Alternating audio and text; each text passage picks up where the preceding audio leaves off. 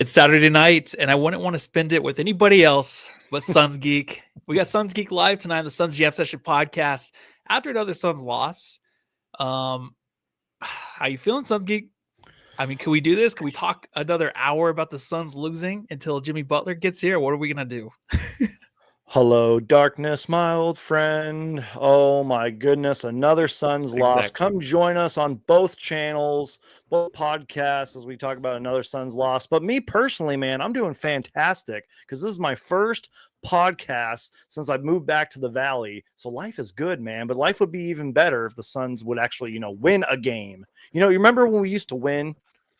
Yeah, I remember that. And, how dare the Suns not welcome you back with a victory? They must have known that Suns Geek was back in the Valley. They could have put a little bit more effort into it. But you know what? I think there was effort there tonight from the Suns, but they're too far behind right now with all these teams that are really clicking at the right time. But let's get started a little bit in a second. I just want to go ahead and say thanks to everybody for watching. We actually have a new intro, outro video that John put together. It's kind of like the old one. It's a little bit different. So let's take a look-see.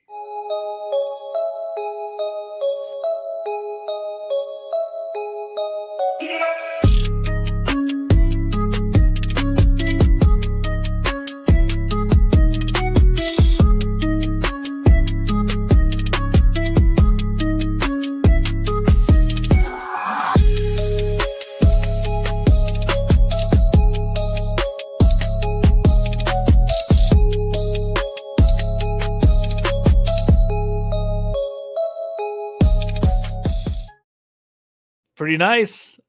Pretty well put together. I think that is more crisp than the last one. There's some added dunks. The song's a little different.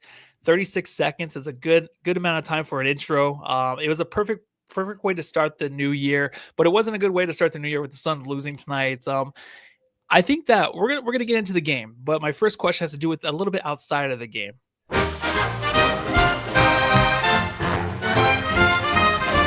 Matthew, I've got to ask.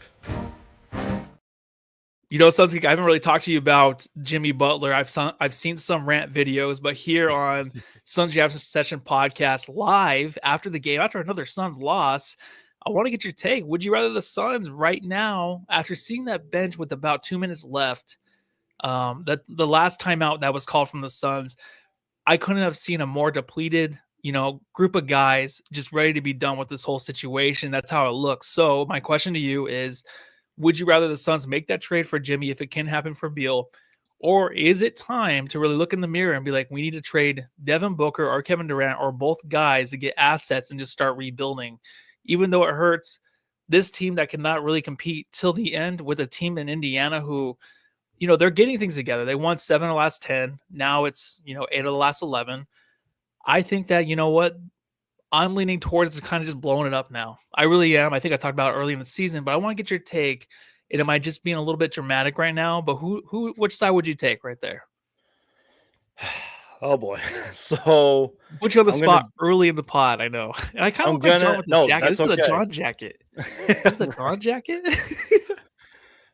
I'm going to do my best to try to give you guys the best quote analysis I can, but to try to answer your question, and I honestly don't think I'm going to be able to do it, is I honestly don't know. But I will say this, because I've sort of been trolling on Twitter. Like, I will quote tweet Jimmy Butler stuff and say, like, welcome to Phoenix, Jimmy, or Jimmy Butler's a Phoenix Sun, blah, blah, blah. But I honestly don't know if a Jimmy Butler trade fixes this. Now, I think the whole, and I'm not just saying this because you said it, there's been tons of Suns fans that have been saying it. I think the whole blow it up and rebuild is completely over exaggerating. That's just my personal opinion. I do not think that we are there yet, but I have been saying this for a while. If we are in late January or like in the middle of February, like All-Star break, like before or after the deadline, and we're still losing and struggling like this, then you have to do something. That's the thing. Like, I don't know if a Jimmy Butler trade fixes this. I don't even know if you make 2 or 3 trades that would fix all this, because you got to, get that chemistry and continuity with these new guys. I don't know if it fixes this. I don't know if the Suns are just sitting there and kind of crossing their fingers and are thinking, oh, we got to stay healthy, and then that's when we'll start winning, which statistically, I mean, we were like, what, 13-4 or whatever coming into this game with Devin Booker and KD, prior to this game anyways. Yeah. So I honestly don't know, man. Like, a lot of this season is giving me trauma a little bit in flashbacks of last season. I know I'm going on a rant here, but I honestly don't know if a Jimmy Butler trade fixes all this. But I don't think we're at the point of we should blow it all up, at least right now at the time of this recording. Yeah, I think it's maybe a little early for that. I think when you're looking to kind of capitalize on what you can get from Booker and what you can get from KD, maybe it's a good way to look at it right now and just think like, okay, we can get a lot of picks back. We can get maybe a younger piece of a team that just kind of wants to get that extra piece in a Booker or KD to put them over the hill, like an OKC team that might be looking for a Kevin Durant, or they might be looking for not a Devin Booker, but I know Memphis now is kind of in the running with Jimmy Butler. So that's a team too, where beginning of the season, I thought Memphis was the dark horse to win the championship. They actually were my team I picked to win the championship, but they are kind of like the one piece away where Jimmy Butler kind of makes sense for on that team if they were to give up Marcus Smart and a Brandon Clark. But right now might not be the time, because if you look at the Suns' upcoming schedule, they have the Sixers, but after that they have the Hornets, the Hawks, the Jazz, the Hornets, the Hawks, the Wizards, the Pistons, and then after that you got the Cavs, but then the Nets, and then the Wizards again. That's an easier schedule. It's a schedule that you look at. I can't even do this. I can't look ahead and say like, hey, yeah, this is a schedule that the Suns can take on, because I feel like there's just so much more now going on with this team mentally that is even, I feel like showing itself on the court and on the bench. We saw that a lot tonight. And before I get to my next question, Suns Geek, I just want to give a shout out to Suns Fever 83, who to give us $2. Thank you very much. He says, "Happy New Year's, guys." Sorry, guy or girl, my bad. Simply put, we are not good. Great. Yep, that is exactly what we are. We're not good at all, and we keep hoping for something. And in a game like this, I don't know if you saw it, but I saw a lot of energy from the Suns. I saw them really, really trying, but it just looks like a team, tell me if I'm wrong, that seems like, they feel like they have enough to win these games, enough guys, and they're trying their hardest, but the other teams are just like, we already know who we are. We're in a great groove. We're like hitting stride during a stretch of the season where we can take on a team like the Suns who are figuring themselves out. They might look good on paper, but we can take them out pretty easily in the second half. We can handle things when things get down to the wire like they did tonight. So do you think, when looking at the Suns team led by Booker, Beal, who got hurt, it looks like again, he didn't come back to like 3 minutes left in the game, and Durant, who's hit some big shots tonight, but it's like they're struggling every possession to make it so valuable. But the other team's just like, you know what? We already know what we're doing. We're moving the ball around. You guys are confused on defense at most of the times in the game. We're finding out a place. We're getting a lot of good spacing. Is it just too late to kind of go on the East Coast road swing and just think like we can take care of these teams? Because these other teams kind of feel like they're kind of figuring out, right? Like they kind of know themselves already. I'm so glad you talked about this, and I'm glad you mentioned the schedule, and I'm kind of glad that you kind of corrected yourself and said, I can't even think that far forward, because yeah, on paper, this schedule might look easy, but it's really not. Probably the easiest team that we're going to play is the Washington Wizards, but that's because they are in a full-on rebuild mode. They are in whatever, like they literally tore it down brick by brick is what I'm trying to say. And they gave us Bradley Beal in that process. But even then, that could be a potential trap game because, they're young, they're hungry, they're scrappy. But you look at the schedule, man, and sure, a few of these teams are headed for the lottery, like Charlotte, who I was wrong about again, and the Utah Jazz. But still, those could be trap games. The Atlanta Hawks are a little bit better, I believe, than, compared to last season. They have an incredible defender in Dyson Daniels, by the way. You got like Detroit, who's been playing good, Philly, etc. I can't even think that far. So I don't really know if this answers your question necessarily, but the Suns, we just need a win. Winning cures all, right? But the problem is the Western Conference is so deep, and I know we're playing a lot of East Coast teams, but the Western Conference is so deep. If we keep losing, like let's say we win one game, then we lose like 3 in a row, we're just going to keep falling down the standings, man. It's kind of one of those seasons you kind of wish the Suns were in the Eastern Conference because maybe we'd stand a better chance getting a decent playoff spot. But yeah, times are tough right now. The Phoenix Suns are not good. And I mentioned this in a recent video too, that the Suns, like I know this sounds like wishful thinking, but the Suns not only have to beat these bad teams, but we have to prove that we can beat, quality teams. I would say it would be cool if we could beat like the elite teams, but I don't even know if we can do that. Let's just beat some quality teams first. You know what I mean? And I just seriously wonder, we sort of talked about this earlier in the podcast, but I seriously wonder if Matt Ishbia and James Jones and company are just trying to be patient, and maybe they're waiting to see where we're at the end of January. And then they hopefully will start making moves. Because remember, you guys, it's only January 4th at the time of this recording.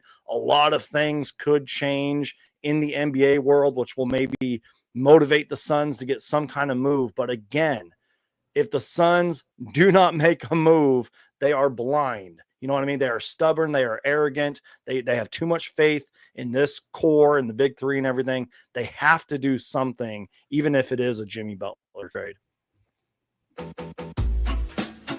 And she said, you're not the only one, but you're the best, Bradley. Bo, bo. I mean, Bradley Beal struggled hard tonight. I think a lot of missed shots at the rim. It was really tough to watch. A lot of easy shots in and out. The 8 points he had tonight in the 32 minutes was not near enough to help this team and help the other two guys in Booker and Durant. And I know Durant, I think, hit some really big shots tonight, and Booker struggled too.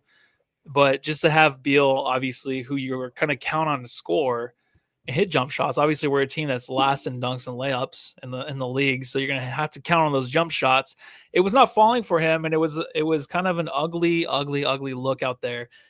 I am looking kind of at Twitter too in between our takes, and I'm just looking at, the bench. There's a lot of photos from the bench, and it's looking at like, Booker and Durant talking and Beal kind of looking on at them like kind of like, just in the back kind of weeping in a way, just like away from it. Like Booker and KD are waiting for the trade, and everyone's just kind of just done. I mean, your thoughts on this trade, and if it's really affecting Bradley Beal, because I feel like obviously it has been affecting the whole team. I'll go back to even say like Cameron Johnson was on a podcast, and he was talking about how when teams like the Suns are in the trade market, they're trying to upgrade their team. It's hard on the guys in the locker room to kind of focus. Like I feel like 10% out of them kind of focuses on what's going on off the court, and they can't really contribute and have that continuity you want game to game because they're like, well, I might be gone soon.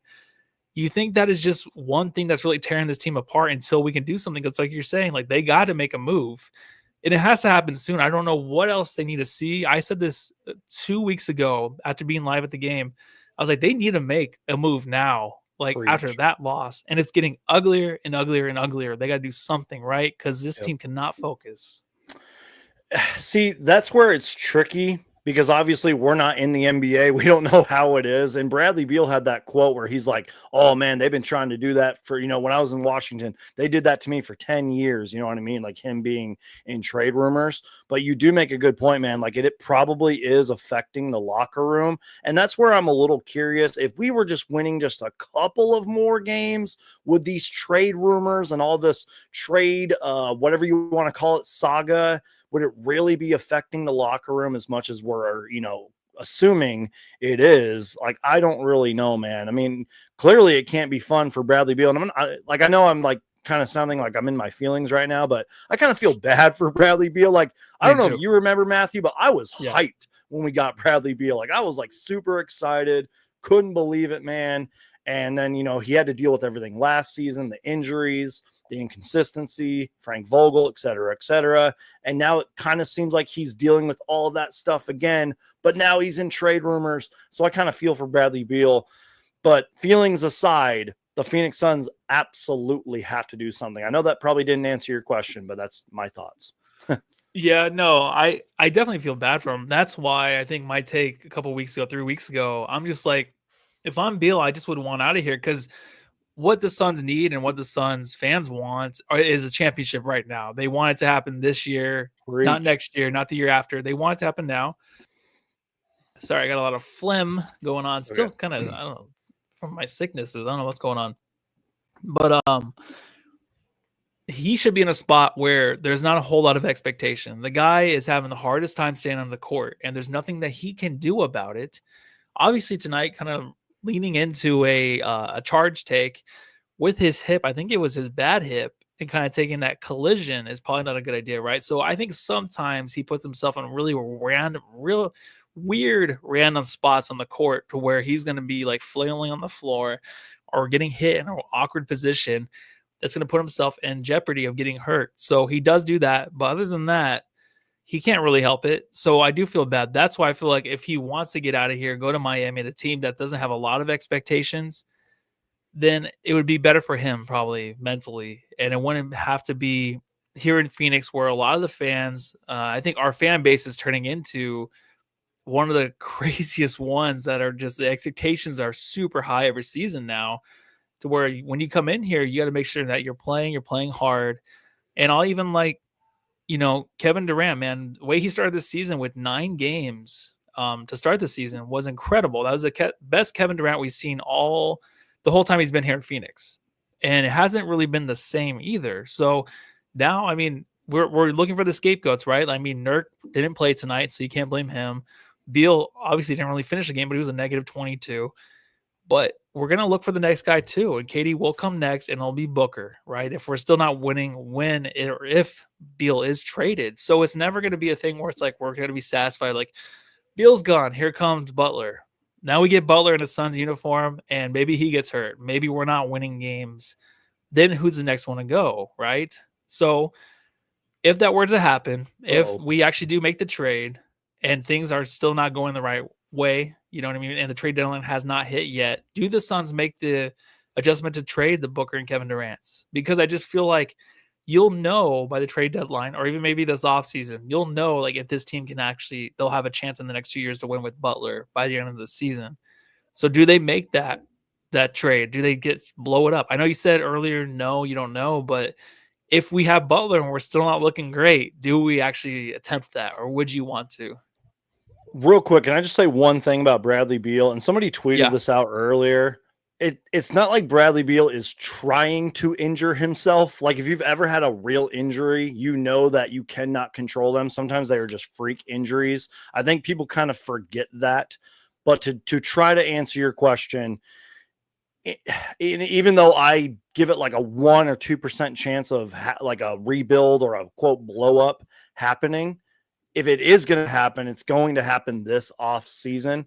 But I just highly doubt that, because, and here's the thing, I know I'm like kind of answering like a whole bunch of different questions. No, I asked a lot, so it's okay. I threw a lot of shit. I'm going like 5 different directions here. Yeah, but let's just pretend we do trade for Jimmy Butler. I kind of hope it's for the right price and we don't give up like too much. I know that like sounds impossible with the new like CBA and salary cap restrictions and all that BS, but like I hope we don't really give up too much, because, and like I don't think we're going to trade for him either if he just like is going to leave in free agency. I think the Suns would have to say like, hey, you're going to sign with us too, but that's another story for another time. But yeah, I don't know, man. If a blow up happens, or a very strong retool happens, or rebuild, as Suns fans like to say, it probably won't happen until this offseason. That's kind of why I said, I was like, maybe we got to kind of wait a little bit to kind of see how like things play out. Because, it's not like the Suns are the only team that are in trade rumors right now. Like, there's all the De'Aaron Fox stuff going on, and like all these other trades that could happen. Maybe the Suns are just kind of waiting to see how things go. But yeah, I don't think we're there yet. Kevin Durant and Devin Booker should be the only 2 untouchables on this team. And that's coming from somebody who really likes Grayson Allen, who, by the way, I think played very well tonight. Maybe we'll talk about him later. But yeah, I think those are the only 2 untouchables. Devin Booker is the absolute last to go. And you do not rebuild this team without pulling KD and Booker into your offices and saying, hey, we're thinking of going in a different direction. We're blowing it up. You don't do that without talking to them first. You know what I mean? No, yeah. I think that's the right thing to do. It's we'll get on to the game. Sorry. I feel like with these losses, like you said, Grayson Allen had a good game. Yeah. It's just like I don't know what to say. I think that there's a few comments in here. Thank you everybody for watching. Make sure to like, subscribe. I think that if you haven't with Suns Geek or Suns Jam Session, please do. And you're welcome for the voice cracks. I was looking at a few of these comments saying, "Here's a wait. You think Butler will solve your problem?" I didn't I'm say kind that. of I don't know. I'm kind of right now, just the way that things are going down in Miami, I'm very turned off by the whole thing. I think I was very excited about Butler before just because of like getting off the contract and just seeing how he looked with Booker and Durant. And then you also have this comment from Lacking Ball. Has Booker regressed? Nah, he's just been You know, injured, man. He's just been injured. I think so. And you know what? I can't get a grasp on this team. I don't know. I can't tell you whether agree with you Booker or on that. KD are playing great or what. Booker's just been injured and out of the lineup. He hasn't regressed. He just won a gold medal. He has not regressed. He's just injured. I think he's been injured all season, but I think the Suns haven't talked about it. And I've said that on this podcast before. I'm like, I think Booker's been hurt, but they haven't like announced that he's been hurt. Yeah, and I kind of get frustrated with that too, because I kind of feel like he's always like hurt every like, you know what I mean? He always has like that injury where like, oh, he must be hurt. It just sucks. I hate that because he looked like he was playing really great tonight. I think that Booker, he showed up. You know, a lot of his shots obviously didn't fall, but to me, Devin Booker, he had a decent game, and I was trying to find his drop. I don't want to play his drop. Allow me to reintroduce myself. My name is Big Dick Booker.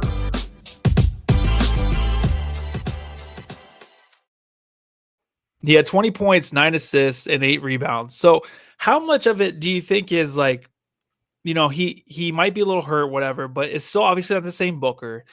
But I can't really concentrate on the games itself and the way that these guys are actually playing and the analysis of like how they're playing compared to previous seasons and where they're going the rest of the season, what they're improving on. Because I feel like there's just so much distraction on this team outside of the locker room, inside the locker room. The media is just, you know, even Stephen A is talking about I don't care. But, you know, they posted on Twitter now as Stephen A is saying that the Suns got to make the trade for Beal. It's like, okay, thanks for joining the conversation. We've been talking about this for like a month. Right. I think that it's hard to take away, obviously, kind of aspects of his game and where he's at because I can't really get a grasp on his game. But I don't know. I'll keep asking, I guess. I'm just like, your thoughts on him kind of being like, you know what? I might need to go somewhere else because I feel like this team might need to rebuild. The more and more we try to stack these guys on this team and bring in other guys that can kind of fill holes, some vets, maybe a buyout guy, he's probably like, it's probably not going to work because you look at, like you said, out west, it's tough. A lot of these teams are like homegrown or they've been playing together for a long time, right? I think the New York Knicks out east are even better now with Karl Anthony Towns making that trade, obviously. The Cavs have been together for a long time. They are figuring it out, right? So you just realize like this kind of like makeup of a team is just not working. So I guess it's kind of a different question. Do you feel like Book is maybe kind of thinking like, you know, no hard feelings? It was a great go, but if this season doesn't work out, like I just feel like I need to go somewhere else. I feel like I have more to offer, and this team needs a rebuild because we can't get anything here right now to help us win a championship. Yes and no. And I know I sound like a complete homer for like defending Devin Booker, at least with this game. But let me tell you this, because I see some comments like, you're defending Devin Booker and all that. It's like, yo, he's not an all-star this year at all. Even though he's putting up like, quote, all-star numbers, he isn't an all-star. Like, I wouldn't vote for him. You know what I mean? But in this game specifically, he was actually pretty damn good. Like, what else do you want Devin Booker to do? He was like 1 rebound or 1 assist shy and a couple rebounds or whatever of a triple-double. Like, what do you want him to do? It's literally everybody else. Like, I saw a comment earlier in the thing that said, like, our superstars need to, like, play, like, better or play like superstars. So, like, what do you want him to do? And for what it's worth, I'm not saying we would have won this game if, like, Nurk was there and Royce O'Neal was there, but, like, we are still kind of injured. I know I sound like a homer here, but people are like, Devin Booker needs to go. You're making up excuses for Devin Booker. Like, what do you want the guy to do? But with that being said, though, this is where I will criticize Devin Booker. He has not been an all-star this year. The numbers might look good, but he has not played like the Devin Booker that we all know and love. I don't even remember the last time he did play like that. Like he had like what, 140-point game earlier this season. Like he has not been playing that great. Again, maybe as you referenced earlier in this podcast, maybe it's a locker room thing. I don't know. Or maybe he really has been dealing with the injuries, but it's not being reported. And because, again, if you guys have ever had an injury in your life, like it really does weigh down on you. Sometimes they are freak injuries. You cannot control them. And again, he's missed a lot of games this year, and sometimes it takes a while to build that chemistry and continuity. Yeah, no, you're totally right. And where we're at in the standings too right now, TF Timepiece says Timberwolves have been asked. However, Edwards just dropped 53 points today. They have been asked, but they're still ahead of the Suns in the standings by obviously just 1.5 games. They're in the 10th spot. Right now, the Suns are in the 12th spot, right behind the team of the Kings that just fired their head coach and Mike Brown. And, you know, the Kings. Which they shouldn't have, by the way. Yeah, they won 3 in a row, though. But that's always the thing is, like, there's always the firing, and then the team kind of has, like, those games of, like, rejuvenation. But it just says it lasts maybe 3 or 4 games. We'll see how long it does last. But right now, the Suns are 12th in the standings, right? Lost 4 in a row. Have won 3 of the last 10. You know, their home record, it's probably the worst. Last year, they only lost 13 games at home. Right now, they've lost 8. So you can't really count on them winning games at home. Obviously, you know, between this road trip and the next home game, you know, do you see anything happening? Do you see any kind of changes now, or do you think that they have to keep losing and find themselves in a worse spot? Because Indiana, obviously, they're a good team, but like you said, they're middle of the like they're not any team that's really that crazy. They're not a team that's, I don't know. Last year they were kind of like a finals contender in a way, but now they kind of found their footing. But obviously they're kind of middle of the road. So not winning this game or keeping it close, do you see like anything changing the fact that something has to happen between this game and the next 2 games when they play the 76ers and who do they have after that? The Hornets right after that, Hornets, back to back. And then we have one day off and we play the Hawks, who have been playing pretty good basketball, actually. Yeah. Well, do you see anything happening though?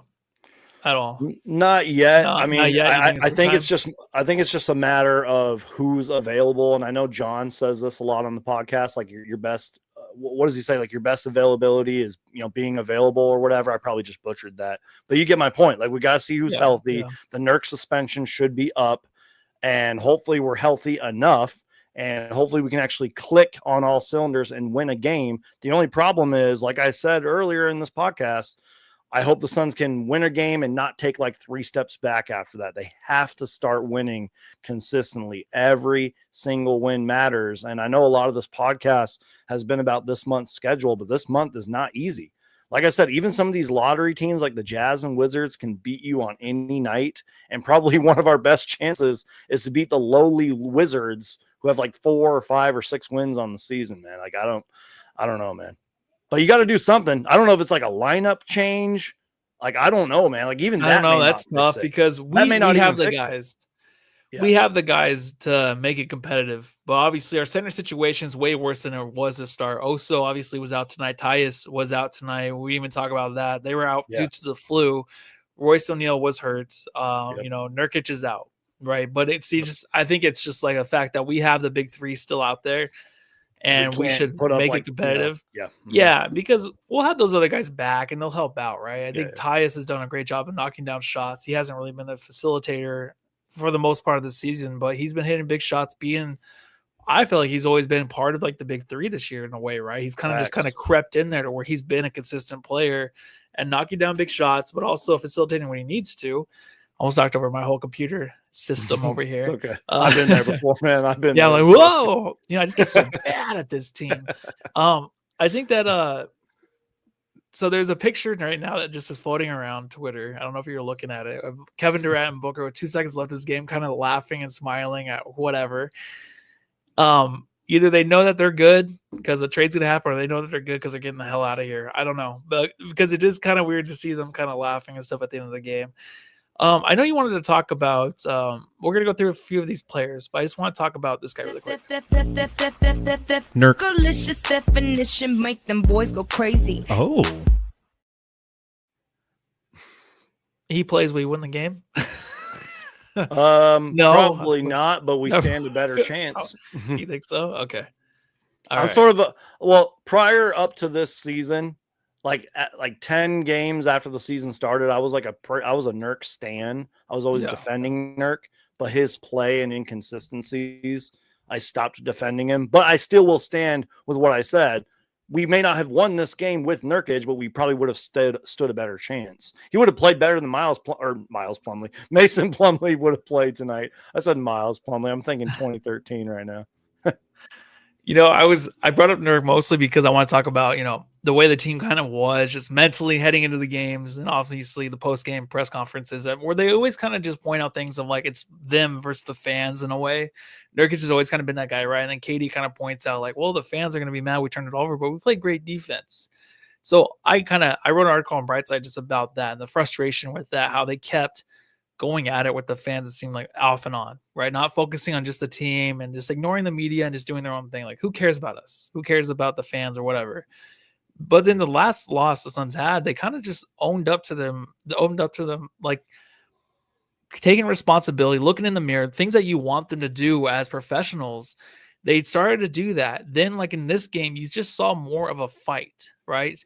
So the only thing that I can think of that maybe can point us in the right direction, give us a little bit of hope is like this team is like, let's just wait 30 games, see where we're at, and like let's turn on the engines. So maybe, in this game where they're kind of like, we got to start winning games, they're kind of getting, heading in the right direction. So do you think that even if they keep this team together, the fact that they can actually turn on, I guess, like a little bit more on the court, they can get over the hump and get back into playoff positioning? Because I think like that can be a thing that happens, but also like if that is the case, and the reason I brought it up too is what good does that do? Because I feel like that puts your coach in a tough position. That puts the fans and everybody in a tough position, right? So if you were to hear like, hey, yeah, we 30 games, we just want to see who we were. We're going through some injuries. We wanted to chill. And while we're just like setting the whole world on fire over the Suns, they're just like, well, let's just wait and we'll start playing for real. So do you think that maybe is a thing? And if so, is that annoying? Because that annoys the shit out of me. And that's the only thing I can think about to kind of give me a little bit more hope with the season. First off, if for some reason that is the mindset, like Devin Booker and Kevin Durant and all them are like, oh, we'll turn it on later in the season, that is absolutely embarrassing. That is poor leadership. That I really hope that's not happening. And if I know Kevin Durant and Devin Booker, like I assume I know them, I know that's not the case. You want to win as many games as possible. And I don't know if you know this, Matthew, but basketball is actually a pretty hard sport to play. Like sometimes you get a really good defensive night from just a random team and they look like they're the best defense in the NBA. But that's what I kind of was saying earlier. I was like, that's why we need our superstar players to play like superstar players. And they really haven't been doing that outside of KD and Devin Booker. I know it sounds a little crazy to say. Besides Kevin Durant's turnovers, he's been pretty damn excellent. And like I said, Booker's had a rough season this year, but he played well tonight. He can't do it all, man. That's why it's a team game, 5-on-5. 15-man roster. Like everybody needs to contribute, man. And we haven't seen that.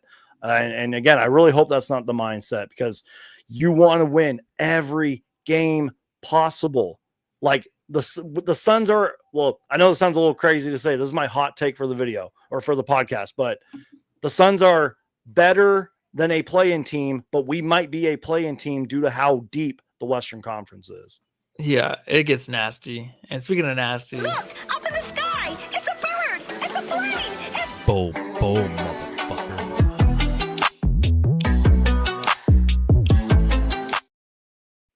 I mean, like Bobo had a great second quarter of this game. I mean, he had that possession where I think had 4 blocks on one possession. He finished the game with, let me see, they're probably going to give him 1. Watch. 2 blocks, but it did seem like 4 though. It did seem like 4. He had basically 4, but that's the way the second quarter was for the Suns. Like even that possession, like it went out of bounds and it was still the I wanted to call them the Panthers. I don't know why that. The Pacers.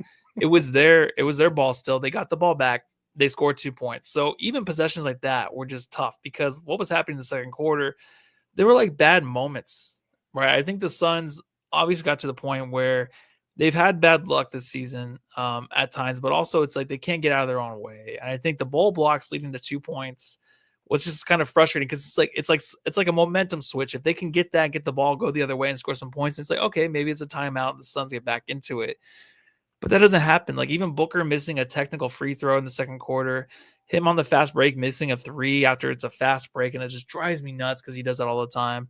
Beal takes a charge, sticks his hip out there, and he just broke his hip, so I don't know what he's doing. And then just like Durant's turnovers to start the game, but also just misreading Allen on a pick and roll. And I just think it's crucial that every possession they need to focus on, like, we can't turn the ball over just because in these games they can get out of control due to their turnovers. They've done a better job, I guess, at times, but it's just the fact that I'm bringing this up is just like, you watch a team like Indiana. I guess they didn't have any teams against the Miami Heat the last game, but I think Jimmy Butler took the game off, so I'm sure the team could do whatever they wanted. I think that the fact that the Suns come into these games and you can't make any mistakes is also just a mistake because they're in their own heads trying not to make mistakes, and it's just going to continue to happen. They're going to make the wrong play, and they're not playing the right game of ball. I just want to know what the hell's going on. I want to know, Suns Geek. I don't want to talk about this anymore. I just want to know. Tell me the truth, Durant. Tell me the truth, Booker. Do you know Beal's gone? Do you guys not like Beal? Do you know what's going on? Are you guys out of here? Tell me. So I don't like secrets. I want to know everything about everybody. I want to control the situation. So you want to be the Shams Charania of the NBA? Because you would have so many podcasts to do. We would have so many podcasts to do if we had all that information. Yeah. Man. Well, I'd be on the podcast. He always goes on with like, I don't know. He's always like on NBA that one on with ESPN like that woman or whatever. He does the one with the woman that like Kevin Durant. Oh yeah, the Get Up. Yeah. He's always on that one, and I guess they're married or I don't know. But yeah, anyways. Well, so, I don't know if I asked you a question. No, it's okay. There's like three things I can talk about with what you just said. First off, I think besides the stats, I think Bull actually played pretty well tonight, and we need that. That's why I kind of said, like, I'm not saying we should start Bull, but like maybe a lineup change needs to happen. Maybe more players who haven't played much this season need to play to kind of wake up this basketball team. I don't really know, just saying, but some kind of change needs to happen. And then two, I know a lot of fans, and we've talked about this a lot during the podcast, but a lot of fans are like, oh, we should blow it up and we need to make a move right now. What are we waiting for? But I'm like, I keep saying that because I'm like, I just think maybe the Suns just need to hang on just a little bit longer just to see how things move, because it's probably extremely unlikely that James Jones and Mattis should be able to pick up the phones and like, we'll trade you player X, Y, and Z for player X. But like, it's not going to happen like tonight. It's extremely unlikely that it's going to happen tonight. Sometimes you do have to wait to kind of see how the playing field and the trading field, if you will, plays out. And then I don't really know if I had a third point. I'll think about it later. But yeah, I don't know. Hopefully that answers you had question. Three, but you know, it'll come back to it. I think that it'll come back. You know, I'm listening to you. I'm reading the chat, and I'm kind of on Twitter too, just looking at stuff and highlights of, you know, giving up offensive rebounds with 2 minutes left. That's what I was going to say. Can I cut you off real quick? No, go for it. That's what I was going to say. I don't care what the numbers say, man. We are a terrible, terrible rebounding team, man. Like our rebounding needs to be. You guys can pick on Nurkic all you want out there, but again, he can't grab all the rebounds. There was a few times tonight where like Mason Plumlee like either missed a rebound or like couldn't grab the ball, and I swear to God, I saw like even like a Monte Morris like just shrug at him like, dude, what are you doing? And again, but in all fairness, again to Mason Plumlee, he can't grab all the rebounds. It's got to be a gang rebounding effort. That's what I was trying to think of until I just remembered it just now. Sorry to cut you off. No, it's been terrible. And, you know, even missing Nurk. Nurk is a good rebounder. He's not the best, but he's a good rebounder. We're obviously not athletic. I talked about earlier that the Suns are basically last in dunks, last in layups. We're not getting to the rim. Obviously, you see what it's like when the Suns get to the rim. They can't make a layup, especially Bradley Beal. I think the fact that, you know, there's a lot of stuff going around with, like, the Suns smiling with Booker and KD. There's lack of leadership. You know, you miss a guy like Chris Paul to kind of just put this team under his wing and kind of get them on the right track, right? That's why it's kind of scary, to get Jimmy here. Does Jimmy even want to come here? Does he see what's going on? And just like, you know what? Memphis is a tough place to play at. That's a tough team right there. That's a team that's led. Even Marcus Smart's one of the guys that I feel like if the Suns could have gotten like a Marcus Smart, that would have been huge for a team like this. Right. But you know what? Maybe he'd want to go there and play instead because that's a team that's taking it serious. I can't go through this again this year. I just don't want to because this is just like last year, right? It's the same exact thing. It's worse now because we're just reliving it. It's the same fucking dream and we're living it over and over again.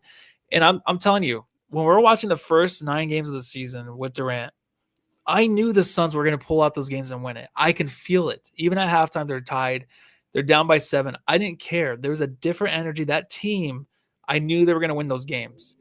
Now, and I know they've been losing, but the last month, I've just known being at the games, watching here at my place, I just know this team's tied and they go down by 10 or something. I'm like, it's over. Even if they're down by 2 with 2 minutes left in the game, it's over and they're not going to win the game. What is that? How does that happen where you just can tell? Is it just the energy that they're putting out there? We can feel it.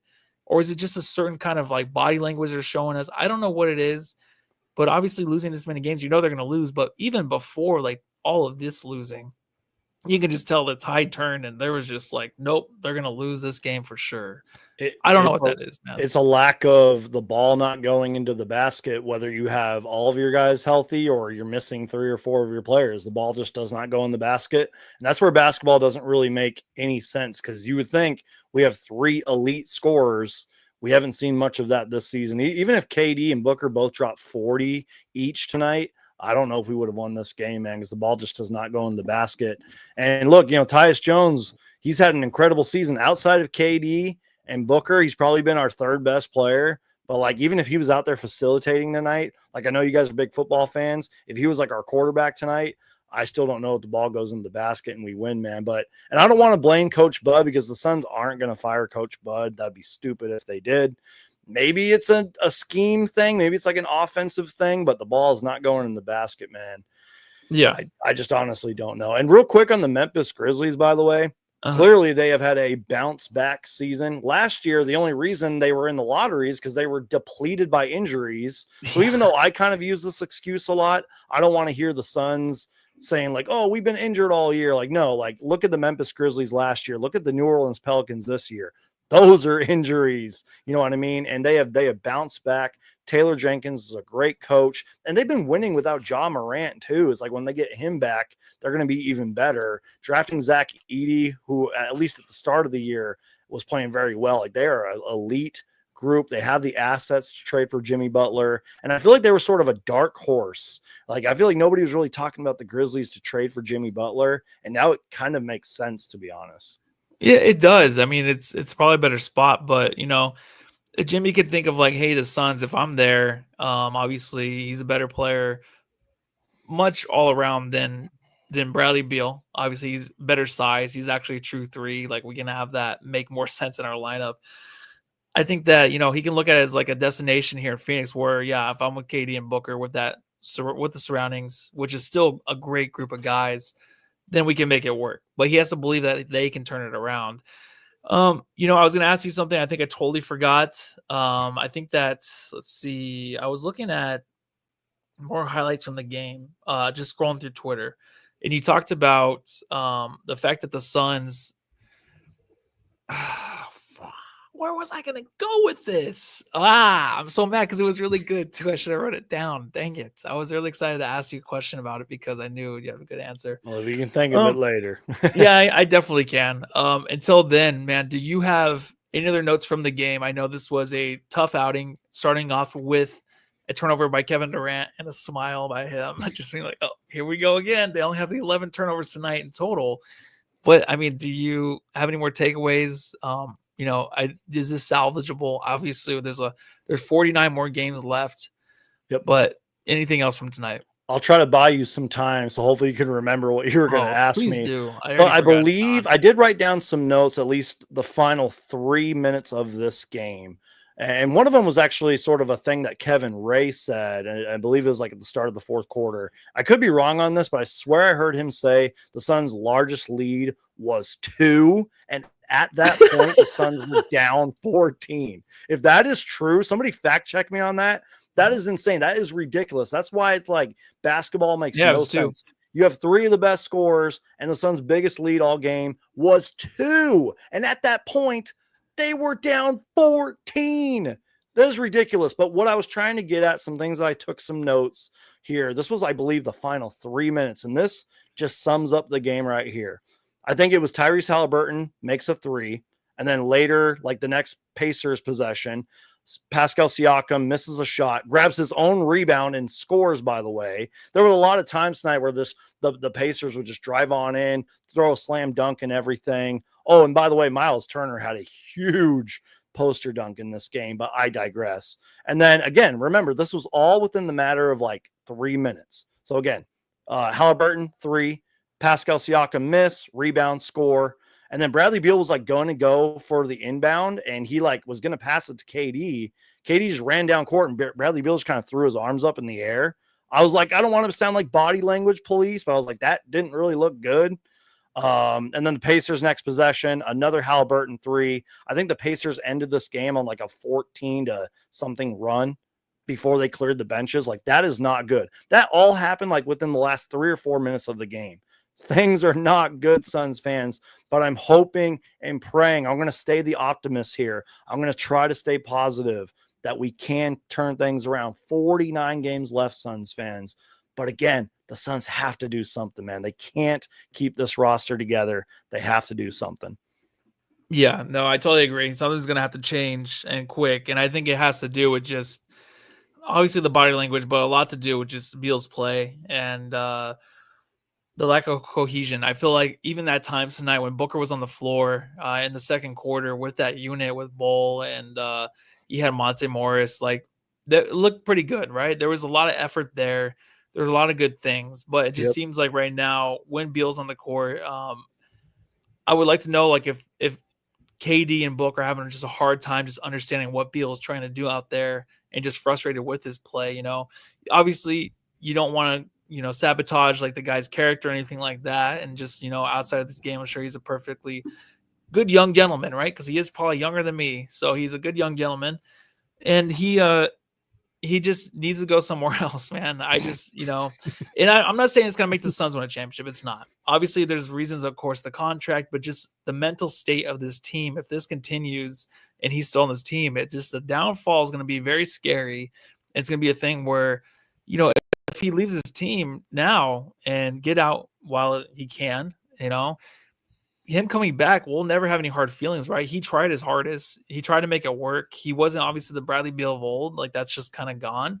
So it's not going to be like, we hate you, Bradley Beal. It's nothing like that. We are okay with the effort from him. The injuries and the expectations are just too much. That's why I feel like it's better for him, right? Just to kind of get out, go somewhere fresh, and continue to play basketball, to start for a team in Miami, or if he lands with the Bulls or whatever, you got to start out somewhere else, because right now it's not working. So I think heading into the next game with the Suns taking on the Sixers, that's a team too that's kind of, found their footing, right? I mean, Tyrese Maxey's been playing incredible all season long. And he's been playing better too. Yeah, he was my dark horse to be a top 5 candidate for the MVP, but I thought this team obviously wouldn't be as bad as they were, and Embiid looking like not even the same Embiid his whole career. So obviously I'm probably taking a loss with that one. I'm more looking forward to just headlines, and I feel like that's what we do now in the NBA. We look forward on Twitter to headlines, the trashing of players. I don't like that, but just there's always going to be a lot of talk going on outside the scenes, and I'm looking forward to see if something drops here pretty soon with the Suns, because something has to go. Any predictions for next game, or are you just more excited about what's going on with this roster and changes that need to be made? I hope for a Phoenix Suns win, but it's not going to be easy. But I will say this, Suns fans, again, I know I sound biased and delusional and I sound crazy, but if the Philadelphia 76ers, who were like 2-12 at one point, can turn it around, why can't the Phoenix Suns? Please just win and win consistently, Phoenix Suns. Let's get back to that 9-1 team that we were early at the start of the year. Let's just please win. But yeah, I mean, I will say this too. Even though I said I doubt that a trade happens in the next 24 hours, anything's possible in the NBA. Just keep your eyes on your phones. That's all I'm saying. Yeah, and I think the NBA itself now, and we talk a lot about. We haven't talked too much on the podcast, but there's been a lot of talk about the ratings. No one can figure it out, right? But I honestly think that Caitlin Clark said something about there's too many good players down in the NBA, so it doesn't make it as competitive or something. Maybe I didn't read the article. I'm not going to. I think that the fact that we know so much about these players and we really look forward to the trades, to the offseason and all that. Do you think that just takes away from the game? Because once we see them on the court, it's not as exciting as it is when you're looking at Twitter, you're looking at them, their commercials, their new rap songs, the way that they interact with other celebrities, the new cards, like all that stuff. We're so interested in their lifestyles outside, in the trades, and the whole, I guess the atmosphere outside of the game. I don't know if that really takes away from the game. Because in the NFL, like you don't know those players at all, really, right? Because they wear helmets. They got the You don't helmets really on. know about their personal lives. The fashion stuff's not really a thing, right? It's a fashion things in the NBA. So I feel like there's just so much going around the NBA where everyone's more excited about everything else, right? Like I said, I can't stand to really talk about this game because I'm more interested in what's going on outside. Yeah, I want something to happen to rejuvenate this team to get back on track. So that takes away from, Suns fans wanting to watch the game because they're just like, well, I'm going to wait till Twitter and I get the notification from Shams that there is a trade, right? Do you think there's any truth to that? Or do you know anything, that really is kind of clicking in your mind when it comes to the NBA ratings and why they're kind of down? I'm a little more optimistic. Now, let me just start this off by saying I don't have the ratings numbers in front of me. I have done little to no research about the quote ratings drop, and I'm going to put that in quotations. I think a lot of that's kind of over exaggerated, especially like when NBA Twitter's like, oh, basketball is unwatchable. I think that's complete BS. I think that's just people just complaining just to complain. Basketball is in my personal opinion, the best sport in the world, and the fact that there's so much happening outside of the game, I think makes it even more better. Kind of like your reference to the NFL. Like it is really hard to like name and get to know a lot of these NFL players because they got the helmets on. When in basketball, I feel like if you are at least just a little bit of a hardcore basketball fan, you can name at least 8 or 9, 10 guys on the roster. You know what I mean? So I think the ratings thing is a little bit overblown. Again, I don't have all the numbers in front of me. I'm not a ratings expert. I heard the Christmas Day rating games went well, but unfortunately they were competing with the NFL ratings. But still, you get my point. Christmas Day ratings were great. And still, I think because of social media nowadays, I think it boosts not necessarily the ratings, but it boosts like the fandom and fans talking about the NBA even more because you see like a highlight dunk or maybe you see like a scuffle between two teams or whatever. It gets people talking about it. And, even though things are really bad with the Phoenix Suns right now, a lot of people are talking about them. That's got to mean something. So but I'm not really sure if that answers your question. I'm a little more optimistic about it. I'm going to keep watching the NBA until my last day on earth. So I don't know. Yeah, no, I know it's hard for us because we watch it, I just constantly, especially just the Suns. I think the fact that, a lot of these players right now, they kind of just have, I guess, their careers like in their own hands. They can do what they want and kind of move where they want to go. So, the fact that, if Jimmy does come to Phoenix, I'm assuming the next time I like have you on the pod, maybe something happens. If you see that, is it excitement or is it just more worry that it's not going to work out? How are you going to feel, you think? With what again? I'm sorry. If Jimmy comes to the Suns and you get the notification that he's here. Oh, dude, I'll be hyped, man. I'll be excited because, again, the Phoenix Suns actually did something. But I kind of wish, like, you and I could, in hindsight, see what the trade is and be like, oh, they gave up too much, or, oh, that was, like, a good deal for both teams. Oh, and can I say one more thing, too? Yeah. I understand why fans go to trade machines and they come up with all these trade ideas. I'm not saying every trade idea I've ever seen is bad, because trust me, there's not. There's some of them where I'm like, that's actually a good trade. But one thing, this is sort of me like nitpicking, kind of sounding like a know-it-all. Trust me, I'm not. I get things wrong all the time. But sometimes I see Suns fans come up with trades and I'm like, that doesn't make sense for the team you're trading for. You know what I mean? I'm like they're not going to do that. You know what I mean? Even if we had all of the best players in the world, it's probably unlikely. Like sometimes trades don't work out for other teams, whether it's financially or just the fit on the court. You know what I mean? Yeah. Like we're not going to trade a certain player to like a rebuilding team. That just doesn't make sense for the rebuilding team. So I guess fans should probably stay away from the trade machines, but if you are going to do it, try to think that you're the GM of the other team. Be like, how does this benefit us? You know what I mean? It's got to work out for both sides is what I'm trying to say. That's my rant. No, it definitely does. And, I think Jimmy, he's been suspended to 7 games, right? Maybe it's 6 now. 7 games. Yep. So I don't know if that counts. I know it's a Miami induced suspension. So I don't know if that kind of comes over to Phoenix, but anyways, I know we obviously didn't take it probably would, to be honest. Yeah. It's like, okay, well, we got to wait for him. It's always the thing. It's always a lot of drama here in Phoenix. And I guess that's how we love it now. Suns Geek, thanks for jumping on tonight. I know it's Saturday night. I know their Suns lost. At least it's early. We don't have to be up too late watching this bullshit. So I think that I'm going to go ahead and say goodbye. But thanks for coming on, everyone. Make sure to like, subscribe. Suns Geek, anything you want to get off your chest before I let you go? Yeah, like I said, I just moved back to the Valley. Super happy, super thankful to be back. So is my family. First live show that I've done on this channel. First podcast that I've done since moving back. Absolutely thrilled and excited to be back, and hopefully we can do some more pods in 2025, and maybe one day we can do a pod in person at a bar or something. That'd be awesome. We will. Really looking forward to working with you and John more often, and just super thankful to be back in the Valley, man. All right. Well, we'll make a promise that, if Jimmy Butler comes here, the first game on the weekend, we will do live at a bar. It'd be a lot of fun. I think it'd be great. We can kind of go towards your way. Yep. Everybody, thank you. Go home, love your family, and